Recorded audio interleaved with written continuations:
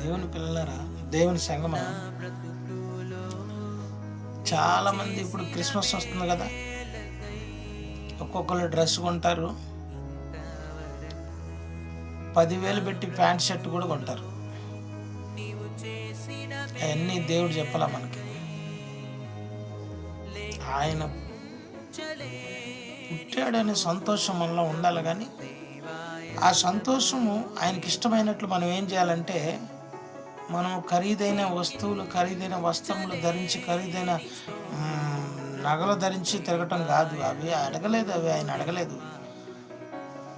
మనము అంత ఖర్చు పెట్టే డబ్బులు ఎవరికైనా 10 మందికి పిలిచి అన్నం పెట్టం, వాళ్ళకి ఏదైనా దుప్పట్లు కానీ ఏదైనా వస్త్రములు కప్పుకోవటానికి వాళ్ళకి వంటి మీద ఒక 10 మందికైనా, ఒక 5గురికైనా, ఒక 2కైనా ఇస్తే ఆయన సంతోషిస్తాడు, ఆయన పుట్టినరోజని. అంతేగాని మనకు ఇష్టం వచ్చినట్టుగా, మనం ఇష్టం వచ్చినట్టుగా ఖరీదైన బట్టలు, ఖరీదైన వస్త్రాలు వేసుకొని, ఖరీదైన నగలు వేసుకొని ఆ క్రిస్మస్ ఆస్వాదించడం కాదు.